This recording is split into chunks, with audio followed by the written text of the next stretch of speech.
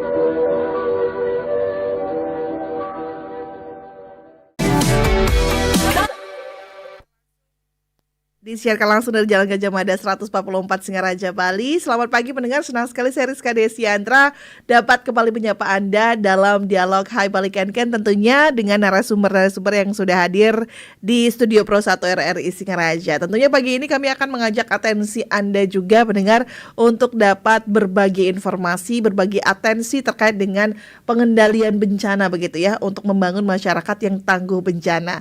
Pagi ini kami akan mengajak Anda mengupas terkait dengan FPRB. Apa itu FPRB? Nanti kita akan membahas ini lebih jauh bersama dengan narasumber yaitu Ketua FPRB Kabupaten Buleleng, Bapak Kade Sumardike Esos. Selamat pagi Bapak. Selamat pagi Mbak Rizka, selamat pagi pendengar di rumah juga. Terima kasih sebelumnya sudah hadir Pak Sumardike di tengah kesibukannya luar biasa, siap siaga untuk dihubungi RRI kapanpun juga begitu ya, untuk dapat menyapa pendengar RRI Singaraja. Dan Pak Sumardike tidak sendirian, Pak Sumardike juga didampingi oleh Ketua Bidang Pemberdayaan Sukarelawan Bapak Komang Suasana SAP. Om Swastiastu Bapak, selamat pagi. Om Swastiastu, selamat pagi Mbak Rizka dan semua pendengar. Terima kasih sebelumnya sudah hadir pagi ini tentunya untuk menyapa pendengar RRI. Dan satu lagi narasumber kita yang juga berkesempatan hadir pada pagi hari ini. Kami ucapkan selamat datang dan selamat pagi Bapak Gusti Putungurah Eka Rupawan selaku anggota Bidang Pemberdayaan Sukarelawan. Om Swastiastu Pak Gusti. Swastiastu. Selamat pagi. Selamat pagi dan juga pendengar selamat pagi. Iya, baik. Pendengar, Anda juga nanti bisa ikut bergabung bersama kami di via telepon tentunya di 24644 serta di 081 1399 9790. Anda bisa menyampaikan berbagai hal terkait dengan kebencanaan dan mungkin Anda ingin mengulik lebih lanjut terkait dengan upaya-upaya apa begitu yang bisa kita lakukan begitu ya untuk bisa membangun kesadaran masyarakat tangguh bencana dalam dialog kebencanaan pagi hari ini. Kami akan pertama kali kami akan ke Pak Sumardike dulu terlebih dahulu ya. Pak Sumardike, kalau kita berbicara tentang kebencanaan begitu. Nah, mungkin ada banyak masyarakat yang belum tahu FPRB itu apa dan tugasnya apa begitu untuk kebencanaan ini. Silakan Pak Sumardike. Baik, terima kasih Mbak Rizka, pendengar RRI di seputaran Buleleng ataupun dimanapun berada. Nah, kalau baru mungkin mendengar tentang FPRB. FPRB itu kepanjangannya adalah Forum Pengurangan Risiko Bencana. Jadi forum ini adalah sebuah forum yang dalam hal ini mendampingi pemerintah Kabupaten Buleleng untuk di bidang pengurangan risiko bencana. Jadi anggota-anggota kami itu ada pentahelik, ada 5 unsur, yang tergabung di sana dari pemerintah. Dari pemerintah tentu saja dari BPBD, dari Dinas Sosial, pokoknya semua yang di pemerintahan yang aktif dia bergerak di bidang kebencanaan. Kemudian ada dari akademisi. Nah, kalau anggota kami akademisi dari Undiksa kita ambil, dari praktisi Undiksa yang bergerak di bidang kebencanaan juga. Kemudian ada dari dunia usaha. Kalau anggota kami dari PHRI, ya Perhimpunan Hotel Republik Indonesia. Kemudian ada juga dari media. Nah, kalau dari media ini dari RRI juga ada anggota, dari Pak Sukasa, kemudian ada dari Nuansa Giri, pokoknya yang dari media massa lah. Nah, yang terakhir ini adalah dari masyarakat. Dari masyarakat ada dari LSM, organisasi masyarakat seperti DSM, kemudian dari Orari, dari RAPI, dari PMI. Nah, itu semua yang bergerak di kebencanaan. Jadi itu anggota kami. Nah, FPRB di Buleleng itu terbentuk sejak 2021. 2021 dengan SK dari Bapak Bupati waktu itu. Nah, sekarang sudah sebenarnya 2024 sudah berakhir. Nah, karena ada suntikan dana dari Yayasan Siap Siaga, jadi kita membuat ADRT dan organisasi di FPRB di Buleleng sejak 2024 sampai 2027. Nah, kebetulan saya dari 2021 menjadi ketua FPRB, setelah berakhir ditunjuk lagi untuk jadi sampai 2027 dari ketua. Oke, baik, berarti kepengurusan masih berlangsung begitu ya Pak ya. Berlangsung. Baik, saya mau ke Pak Swasana. Pak Swasana, ini terkait dengan sukarelawan tentunya. Anggota-anggota di FPRB ini apakah semuanya sukarelawan atau bagaimana sistem perekrutannya? Silakan Pak Swasana. Ya, baik, terima kasih Mbak Rizka. Ya, jadi untuk di kepengurusan FPRB di sukarelawan, nah itu hampir sama seperti yang disampaikan sama Pak Kadek. Ya, jadi semua anggota ya syukur yang kami ajak itu relawan ya, yang mau tidak dibilang tidak diberi upah ya, tapi ini adalah orang-orang yang terlibat secara sukarela untuk membangun ketangguhan di desa ya, terutama untuk di pengurangan risiko bencana. Ya, seperti kemarin di tahun 2024 juga dari anggota IPRB mengikuti pelatihan fasilitator desa tangguh. Nah, itu untuk di Kabupaten Buleleng, dan di tahun yang bersamaan juga terlaksananya untuk ketangguhan desa. Ya, jadi desa itu kita nilai dulu seberapa kapasitas desa yang sudah dihimpun atau kapasitas desanya seperti apa. Nah, jika nanti ada yang kurang, nah nanti akan dari BPBD itu akan mengevaluasi kegiatan apa yang harus kita bentuk di sana supaya desa itu makin tangguh kembali. Seperti itu. Oke, baik. Berarti perekrutannya adalah sukarelawan aja, begitu, tidak dibayar sama sekali begitu ya Pak Sumartika ya? Semua Baik. sukarela. Dari organisasi-organisasi yang saya sebutkan tadi, pemerintah semua sukarela. Yang tergabung. Ya, tergabung semua.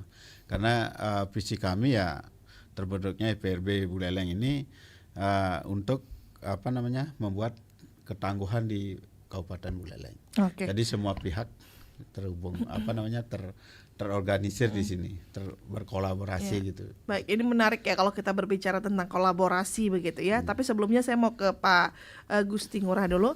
Pak Gusti, ini terkait dengan pemberdayaan dari sukarelawan begitu. Untuk memberdayakan itu program-program apa saja yang diberikan oleh FPRB begitu untuk bisa meningkatkan kesukarelawan dari para anggota begitu ya, untuk bisa tangguh terhadap kebencanaan. Silakan Pak Gusti. Baik, terima kasih Mbak Rizka. Kebetulan saya di bidang keanggotaan dan saya itu bagian komunikasinya, Dokumen. untuk di komunikasi. Jadi kita di lapangan itu menyediakan alat-alat komunikasi untuk saya di keanggotaannya. Jadi mungkin di lapangan itu kalau saya itu melaksanakan dukungan komunikasi, penyampaian informasi terkait peringatan dini kebencanaan. Ya. Itu untuk di bidang komunikasi saya. Oke, baik, di bidang komunikasi adalah untuk memperingatkan adanya kebencanaan ini begitu ya. Iya. Baik, saya mau ke Pak Sumardike kembali.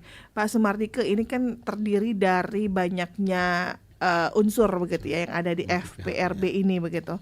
Kemudian visi utamanya tadi mewujudkan untuk tangguh bencana di Kabupaten Buleleng begitu. Nah, Kabupaten Buleleng kan banyak ada bagian-bagian termasuk desa, kelurahan dan beberapa daerah lainnya di Kabupaten Buleleng. Nah, untuk bisa memaksimalkan itu Pak Sumardike, apa yang dilakukan? Apakah membentuk tim-tim kecil juga di daerah, di desa-desa misalnya, atau bagaimana sistemnya Pak Sumardike? Ya. Ini kembali lagi bahwa peran kita itu kan mendampingi pemerintah di bidang kebencanaan. Jadi ya namanya pemerintah yang leading sektornya adalah BPBD. Nah di BPBD itu kita memang sebagai pendamping dan juga pendukung dari terlaksananya pengurangan risiko bencana di Buleleng. Dan nah kalau kita di desa-desa itu biasanya dibentuk dari BPBD maupun dari BNPB, itu dibentuk desa tangguh bencana. Nah, untuk desa tangguh bencana ada beberapa di Kabupaten Buleleng. Nah, kalau mereka sudah mendeklarasikan untuk menjadi desa tangguh bencana, jadi di sana di dalam program ini juga ada terbentuknya FPRB di tingkat desa. Jadi di desa-desa itu juga ada forum pengurangan risiko bencana. Nah, forum pengurangan risiko bencana di desa-desa ini juga sama seperti kita di kabupaten. Ada multi pihak juga di sana. Yang terlibat di sana di desa itu biasanya dari pemerintah desa, kemudian dari akademisi, ya jelas ada sekolah-sekolah di sana. Nah, itu dilibatkan juga. Kemudian ada dunia usaha, toko-toko dan sebagainya itu dilibatkan. Kemudian dari media massa, dari humasnya desa, kemudian dari anggota masyarakat sendiri. Nah, itu dibentuk juga relawan-relawan desa. Jadi setiap desa yang sudah mendeklarasikan diri menjadi desa tangguh bencana sudah punya forum pengurangan risiko bencana di desa. Jadi seperti itu. Nah, tadi sudah dijelaskan bahwa ada indikator ketangguhan desa. Nah, itu kita di Bali sepertinya saya lihat cuma di Buleleng yang paling banyak. Hampir semua desa kayaknya sudah membuat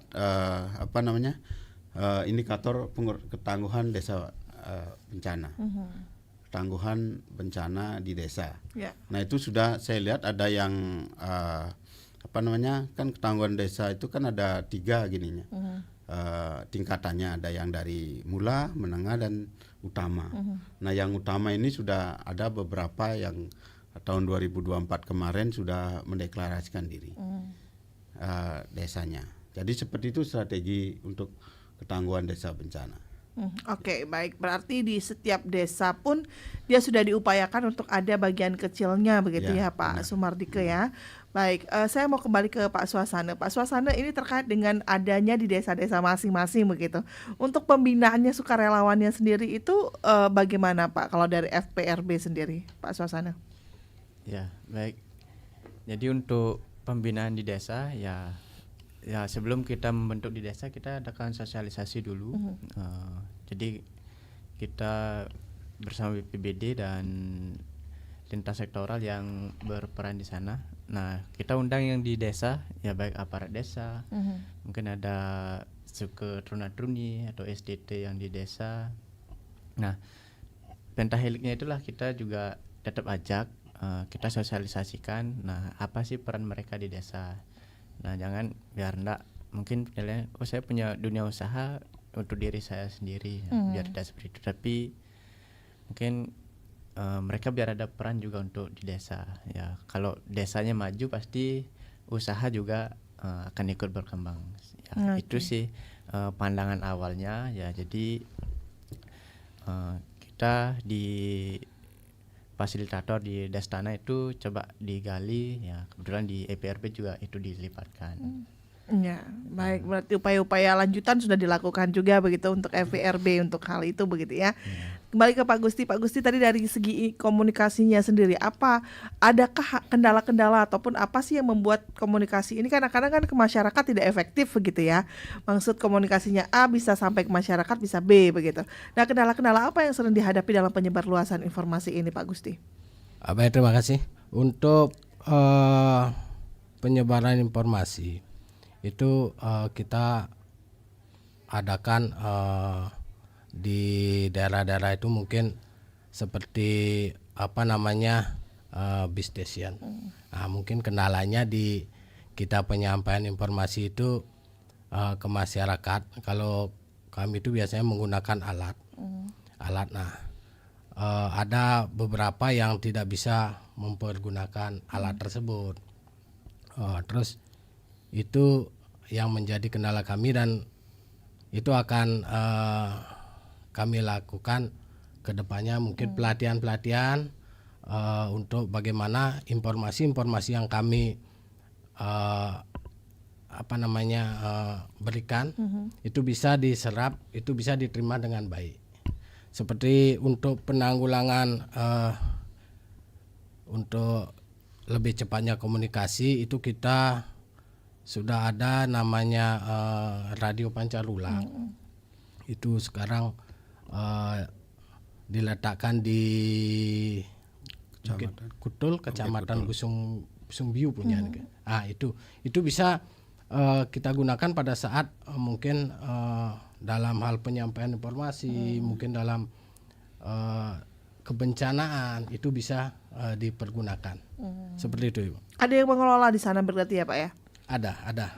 Jadi kebetulan itu juga anggota kita, dan juga pengelolanya. Kalau izinnya itu langsung diberikan oleh Orari, diberikan untuk fasilitas komunikasi ini. Jadi itu free. Jadi kita masuk ke sana, masuk menggunakan frekuensi ataupun station itu digratiskan bebas. Oke. Begitu. Baik, berarti memang ada upaya untuk bisa menyebarkan luas informasi ini secara cepat begitu ya, Pak ya, karena memang betul. Ada di daerah itu sendiri. Baik, Pak Sumarika mau menambahkan, silakan saya Pak. menambahkan mungkin tadi ada Pak Gusti menyebut tentang relawan Bukit Kudul. Kebetulan itu wakil ketua dari FPRB itu Pak Jero dari relawan Bukit Kudul. Nah, itulah kenapa kita kolaborasi, karena pada saat ada kejadian atau terjadi bencana, itu dukungan komunikasi itu sangat penting. Karena informasi kan sekarang ini sudah zaman gadget. Kalau ada bencana itu gadget tidak bisa dipergunakan. Yang bisa dipergunakan adalah dukungan komunikasi radio. Nah, itu yang seperti contoh di tsunami Aceh itu. Nah, gadget yang ini tidak bisa digunakan. Nah, yang bisa cuma di pancarulang aja. Itu di radio komunikasi. Nah, itu yang makanya kita rekrut dari Rafi, dari Orari, itu anggota kita juga ada di sana. Artinya dimaksimalkan untuk itu begitu ya, Pak ya. Benar. Nah, untuk pemeliharaan itu bagaimana, Pak, agar semua daerah itu mendapatkan siaran frekuensi radio untuk kebencanaan itu di Kabupaten Buleleng khususnya, Pak Sumartika? Nah, ini kita kembalikan ke organisasi sendiri seperti Orari, Swadaya, seperti itu. Kalau di desa-desa sekarang sudah ada base stationnya. Jadi base station ini gimana dimanfaatkan dengan benar. Betul tadi Pak Ngurah bilang untuk peralatan sebagainya, gimana cara perawatan dan sebagainya itu. Nah, kita kembalikan ke masing-masing secara swadaya. Seperti itu. Oke, baik. Pendengar, kami juga undang atensi Anda di 24644 di via telepon, atau mungkin Anda juga bisa bergabung di via WhatsApp kami pendengar di 081 1399 9790, dan tentunya Anda juga bisa menyematkan komentar Anda di live YouTube RRI Singaraja Official. Kami nantikan untuk atensi Anda tentunya di 24644, kemudian juga di 081 1399 9790. Kami nantikan hingga pukul 10 waktu Indonesia Tengah. Kita masih berbicara tentang mewujudkan masyarakat aman bencana begitu ya, yaitu masyarakat tangguh bencana, peran dari FWRB dalam membangun masyarakat itu sendiri. Dan kami juga masih bersama dengan ketiga narasumber kita pendengar. Ada Bapak Ketua FPRB Kabupaten Buleleng, Bapak Kadek Sumartike Esos, kemudian juga Bapak Komang Swasana SAP selaku Ketua Bidang Pemberdayaan Sukarelawan, dan juga anggota bidang pemberdayaan sukarelawan Bapak Gusti Putu Ngurah Eka Rupawan. Anda bisa ikut bergabung mendengar hingga pukul 10 nanti. Kami undang atensi Anda bagaimana untuk ketangguhan bencana di daerah Anda terutama ya. Apakah memang sudah terbentuk untuk komunitas tangguh bencana di daerah Anda, di desa Anda saat ini? Kami undang untuk bisa berbicara langsung, atau mungkin Anda juga mempunyai permasalahan tentang tangguh bencana atau kebencanaan di daerah Anda. Silakan kami ajak Anda untuk menyampaikan pendapat Anda, kemudian menyampaikan kondisi real di daerah Anda seperti apa. Kami nantikan hingga pukul 10 waktu Indonesia Tengah. Baik, sebelum kita undang pendengar, saya mau kembali ke Pak Sumardike lagi. Pak Sumardike, kalau dari catatan FWRB sendiri, dari rentang waktu belakangan ini, apa yang masih menjadi perhatian concern dari FWRB untuk masalah kebencanaan ini, Pak? Ya, tentu saja kalau masalah kebencanaan, kalau kita di forum itu kan forum risiko bencana, ada tiga hal yang perlu kita ketahui dan perlu masyarakat ketahui juga, yaitu tentang ancaman yang ada di Kabupaten Buleleng. Kalau menurut kajian risiko bencana yang sudah ada, itu ada 9 ancaman yang ada, dari 14 ancaman di Bali, 9 ada di Buleleng. 9 ancaman seperti gempa bumi, tsunami, kemudian banjir, tanah longsor, cuaca ekstrim, abrasi, kemudian kebakaran sampai kebakaran. Nah, itu ada 9 yang ada di Buleleng. Nah, itu masyarakat perlu ketahui, dan masing-masing di daerahnya masing-masing sudah ada itu ancamannya di dokumen kajian risiko bencana yang ada di Buleleng. Nah, itu masyarakat harus tahu ancamannya apa. Kemudian yang kedua kita bicarakan adalah tentang kerentanan. Jadi kalau kerentanan itu ya masyarakat misalnya dia potensinya tanah longsor, masyarakat yang rentan itu adalah masyarakat yang ada di pinggir yang ada di pemukiman yang ada di puncak-puncak gunung, di bukit-bukit itu. Ya. Kalau banjir jelas nanti banjir bandang itu jelas di bantaran sungai. Nah, itu adalah masyarakat rentan. Nah, itu masyarakat sudah harus tahu kalau mau untuk dampak bencananya biar kecil gitu. Ya minimal tidak ada korban jiwa. Walaupun kerusakan itu tidak bisa dihindari, kerusakan rumah, kerusakan lingkungan tidak bisa dihindari. Yang jelas korbannya biar zero, biar nol. Nah, yang ketiga yang perlu diperhatikan dalam pengurangan risiko bencana adalah kekuatan. Nah, kekuatan ini salah satunya yang kita bentuk di Desa Tangguh Bencana. Nah, itu merupakan relawan-relawan FPRB yang ada di desa itu adalah merupakan kekuatan kita semua. Jadi ketiga hal ini yang harus kita bicarakan. Nah, kalau tadi ditanyakan tentang apa saja konsen kita ya tentang kerentanan. Untuk mengurangi kerentanan ini ya caranya dengan sosialisasi, simulasi, edukasi di masyarakat. Nah, itu yang sering sudah dilakukan dengan BPBD. Ya, baik. Sebelum saya ke Pak Swasana dan Pak Gusti, kembali lagi ke Pak Sumardike, ini terkait dengan kerentanan itu. Apa sih Pak indikator-indikator kerentanan di suatu daerah? Kita bisa katakan bahwa daerah itu rentan terhadap resiko bencana begitu. Terlepas dari topografi dari daerah itu ya Pak ya, untuk masyarakat dan kesiapan dari daerah itu sendiri, Pak Sumardike. Ya, kalau saya bilang tadi misalnya dari 9 ancaman yang ada di Buleleng itu, nah kalau sekarang ini kan sedang memasuki musim kekeringan, musim kemarau lah. Nah, karena musim hujan sudah berkurang terus berkurang. Nah, akan masuk ke musim kemarau. Nah, kalau musim kemarau jelas ini ada yang terjadi nanti adalah kekeringan. Nah, di mana kekeringan itu? Nah, kalau kita identifikasi dari tahun-tahun sebelumnya itu kekeringan berarti ada di daerah Tijekulo dan Geroga. Nah itu di ujung-ujung barat sama ujung timur biasanya jadi kekeringan. Nah, konsen kita kalau kita di PMI ya, saya kebetulan staf penanggulangan bencana di PMI itu kita sudah menyiapkan truk tangki untuk distribusi air bersih. Nah itu salah satu konsen dan akan dari BPBD juga akan sering mengundang kami untuk konsen ke musim kemarau sekarang sampai menjelang musim hujan. Nah itu baru kita akan konsen ke ancaman ke hidrometeorologi. Jadi ancaman seperti itulah tiap tahun seperti yang sudah terjadi. Nah, konsen kita sekarang adalah musim kekeringan. Jadi masyarakat yang sering mengalami kekeringan dan satu lagi kebakaran hutan yang konsennya. Kalau sudah hujan-hujannya hilang ya itu dua itu saja yang mungkin bisa terjadi. Oke. Baik, dan berarti dalam waktu dekat ini itu dua hal itu yang perlu diwaspadai begitu ya Pak Sumardika ya. Baik, pendengar, sebelum kita kembali lagi nanti berbincang bersama dengan ketiga narasumber, kita akan rehat sejenak dulu dengan satu buah iklan layanan masyarakat berikut ini. Tetaplah bersama kami di Pro 1 RRI Singaraja, kanal informasi dan inspirasi.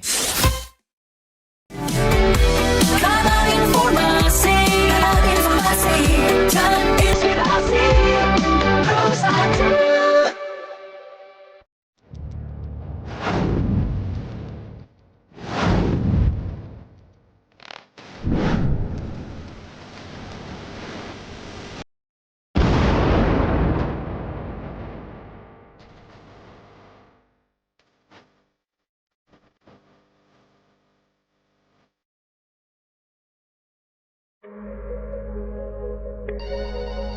Halo RRI. Halo RRI. Halo RRI. Halo RRI. Halo RRI hadir setiap Senin dan Jumat dari pukul 9 sampai dengan pukul 10 pagi. Anda bisa sampaikan semua keluhan, masalah, atau informasi melalui line telepon 0362 24644 atau WhatsApp 0811 399 9790 dan media sosial RRI Singaraja. Suarakan masalah Anda dan temukan solusinya bersama Halo RRI.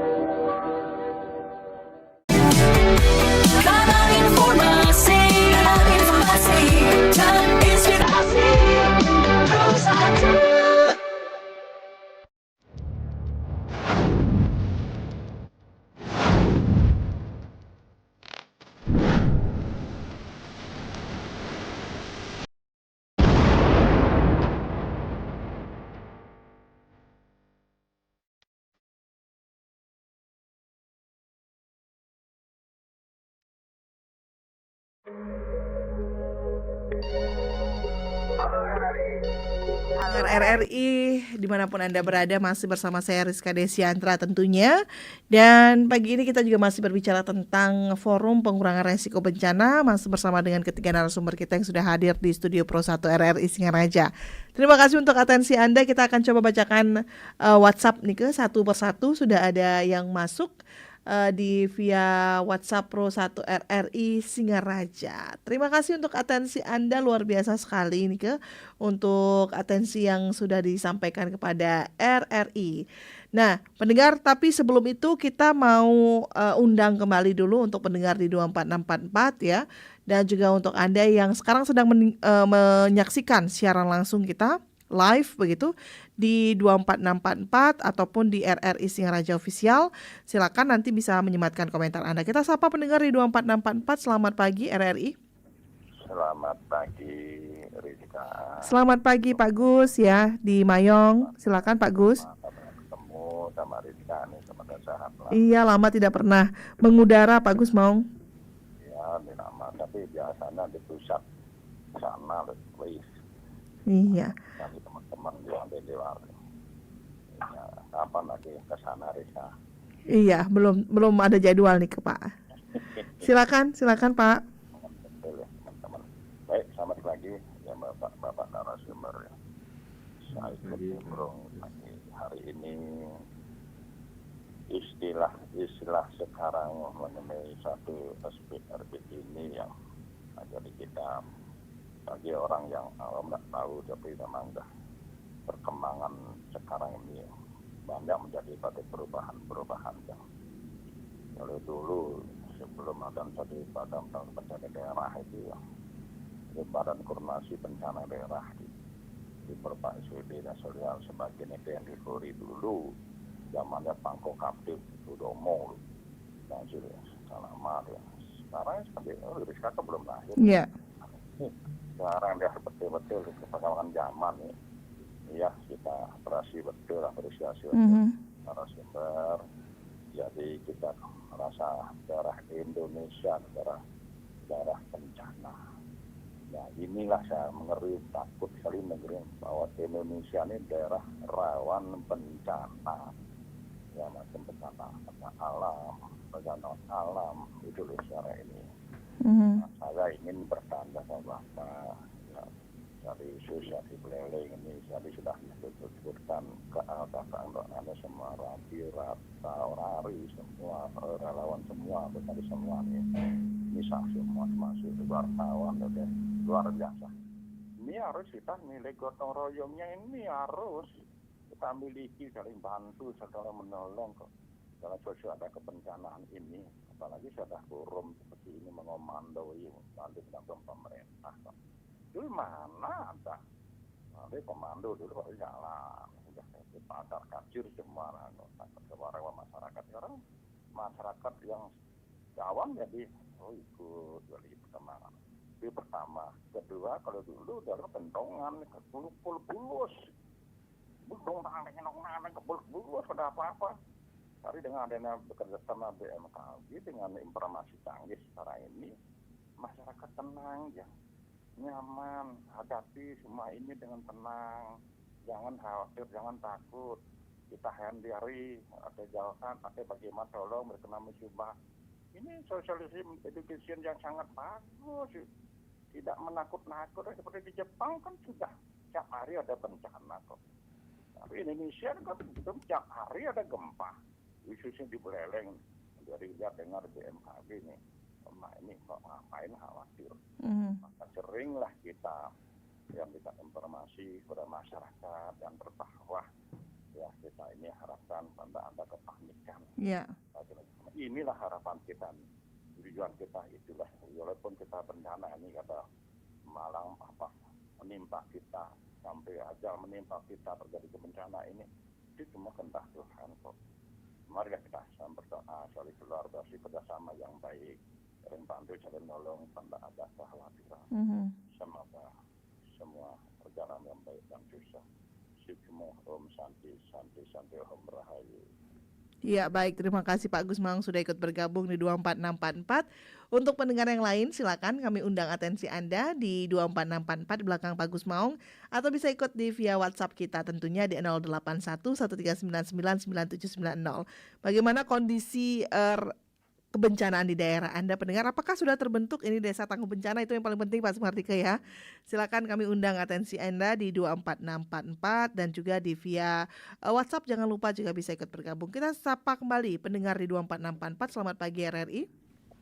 Selamat pagi RRI Mariska. Iya, selamat pagi dengan Pak Mariase nggih. Nggih, Pak Mariase silakan. Om Swastiastu para narasumber. Om Swastiastu Pak Mariase. Luar biasa apa yang disampaikan tadi oleh para narasumber tentang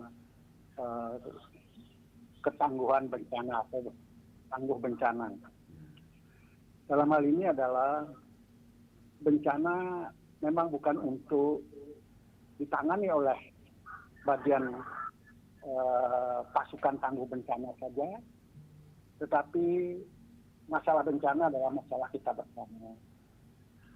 Apakah tangguh bencana ini atau pasukan tangguh bencana ini, saya silakan pasukan saja, ada kerjasama dengan satu pecalang, kedua kepolisian, ketiga pada TNI, keempat Basarnas.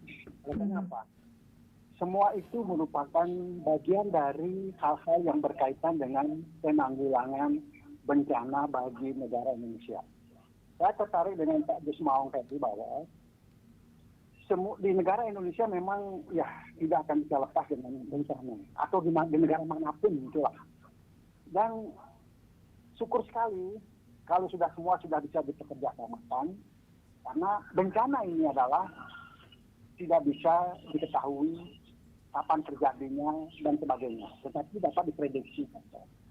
Nah kemudian tadi dijelaskan oleh Bapak salah satu narasumber, ada yang disebut dengan musim kekeringan. Apakah ada program dari pasukan tangguh bencana ini untuk membantu daerah-daerah yang rawan kekeringan, memberikan pasokan air atau dan lain sebagainya.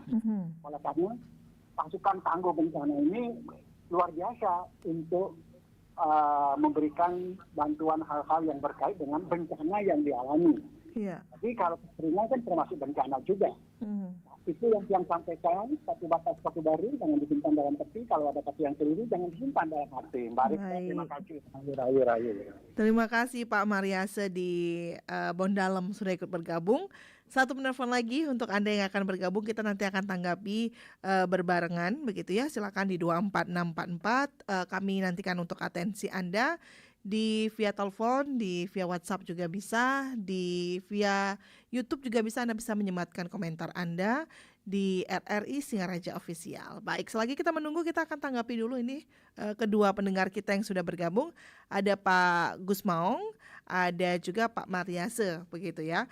Pak Sumartika bisa mungkin menambahkan nanti Anda yang lain juga masih bisa ikut bergabung ya. Kita akan tanggapi dulu di 24644 ya. Baik, tadi Pak Gusmaung tadi bertanya terkait dengan resiko bencana begitu ya untuk di setiap daerah begitu.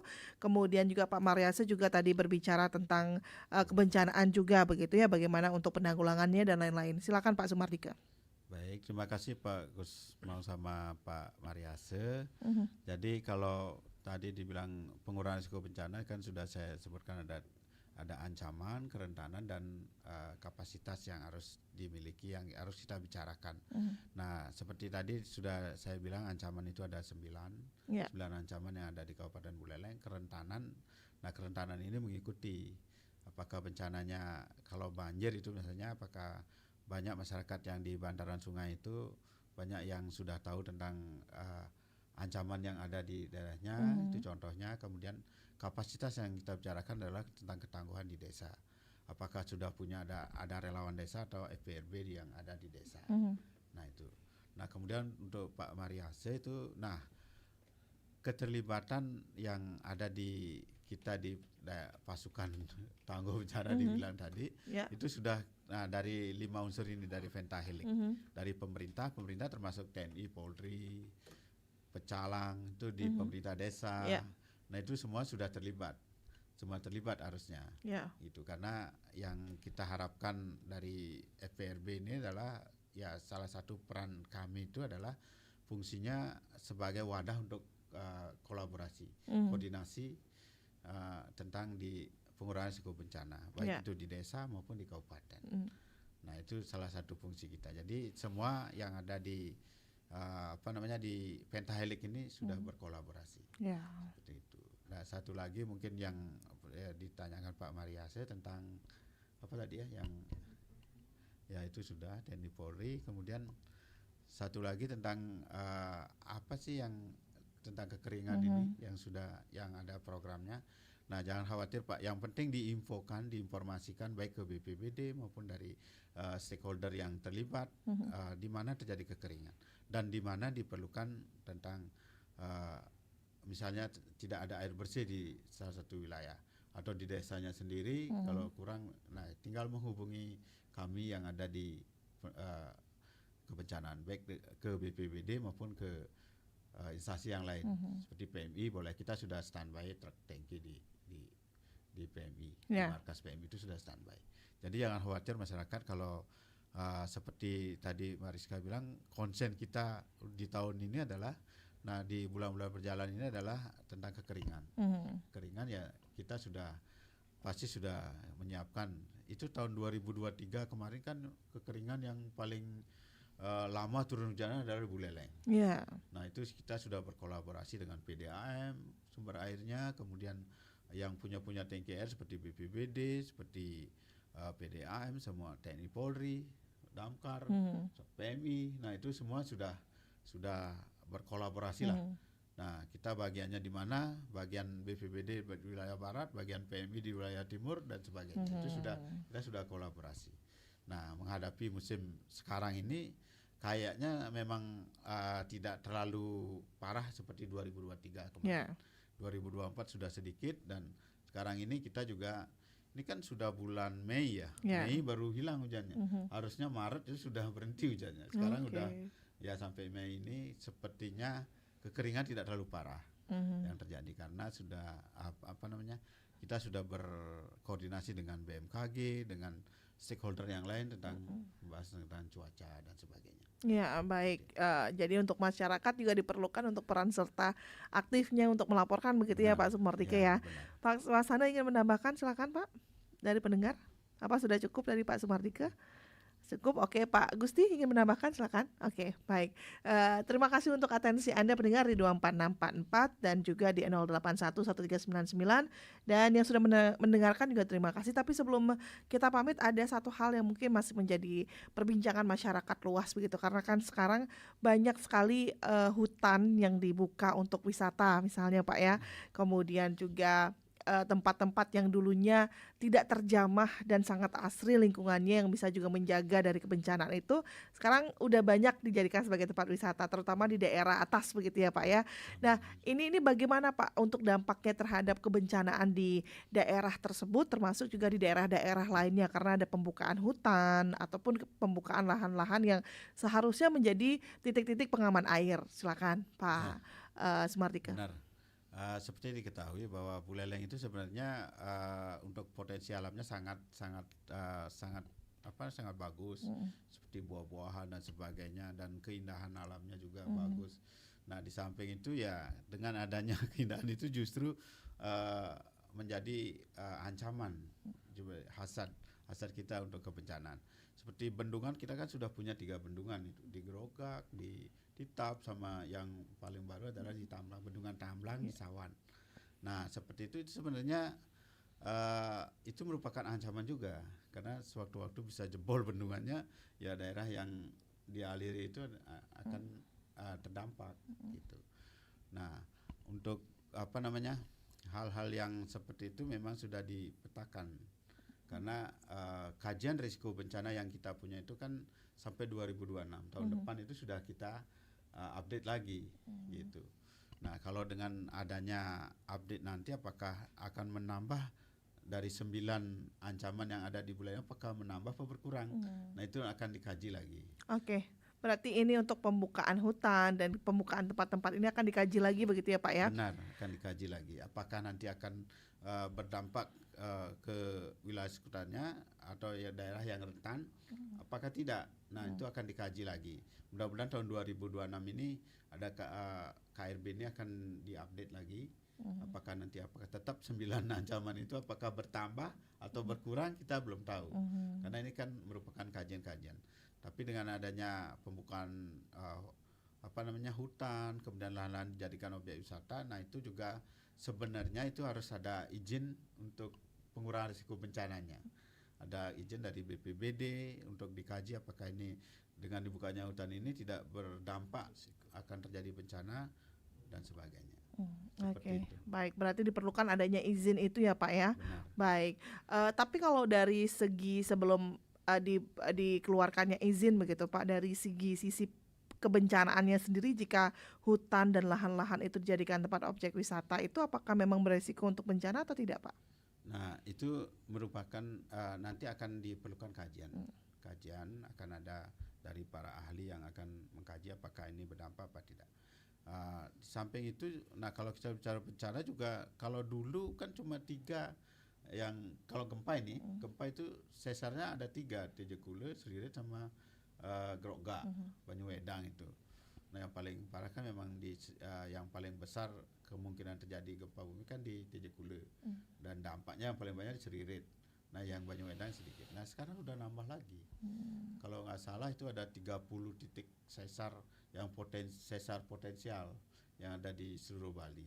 Termasuk di Buleleng ada, sekarang di Busumbiu ada, di Jagaraga ada yang potensi untuk jadi titik sesar gempa.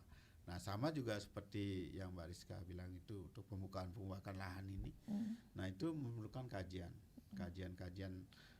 risiko bencananya. Apakah nanti itu berdampak, ya, apakah nanti berdampak luas atau gimana dampaknya, itu memerlukan kajian.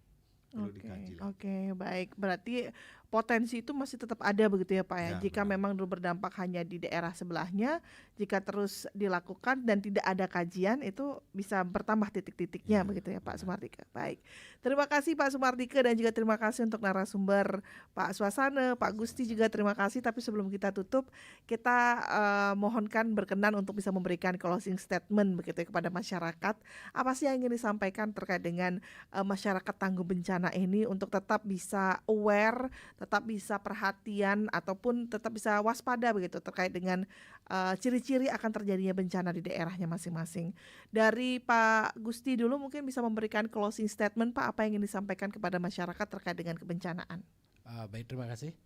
Mungkin sedikit, jangan pernah terlena kalau sudah, walaupun sekarang aman-aman, tapi kita tidak tahu ke depannya. Mari kita selalu waspada, tapi juga jangan resah. Mungkin itu. Terima kasih.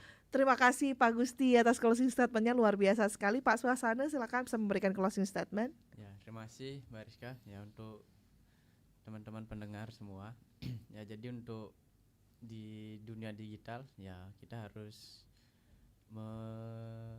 melihat lebih baik lagi informasi yang kita terima, ya apakah itu benaran terjadi atau berita hoaxnya. Ya, jadi untuk teman-teman semua ya kita harus tetap waspada ya, karena disampaikan tadi bencana itu tidak akan berpesan ya, 5 menit lagi akan terjadi bencana, tapi bencana itu tidak dapat diprediksikan dan datang secara tiba-tiba. Baik, luar biasa, bencana itu tidak bisa diprediksi, bisa datang secara tiba-tiba.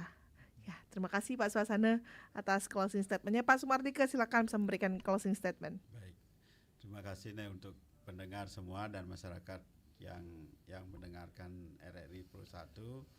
Nah, pesan saya, kolaborasi itu tetap dijaga. Jadi urusan bencana bukan urusan dari pemerintah saja, tapi urusan kita bersama. Jadi kolaborasi tetap dijaga. Kemudian jangan lupa juga tadi ya, kita rubah kerentanan menjadi kekuatan. Jadi masyarakat yang sudah mendengar, kalau merasa diri rentan atau merasa di daerah yang rentan, bisa menjadi kekuatan dengan memilih informasi yang benar. Luar biasa. Kita rubah kerentanan menjadi kekuatan. Jadi moto juga itu ya Pak ya, untuk daerah-daerah yang beresiko bencana. Sekali lagi kami ucapkan terima kasih Pak Sumardike, Pak Swasana, terima kasih, Pak Gusti Ngurah, terima kasih. Sukses terus untuk program-program dari FVRB-nya. Kami nantikan untuk informasi terbaru Pak ya, untuk program dari FVRB terkait dengan ketangguhan akan bencana dan juga program-program untuk relawannya tentunya. Baik, pendengar, untuk Anda yang lain jangan kemana-mana karena selepas ini kami juga masih akan menghadirkan rangkaian acara yang sayang untuk Anda lewatkan. Tetaplah di Pro 1 RRI Singaraja, kanal informasi dan inspirasi. Saya Rizka Desiandra, selamat pagi.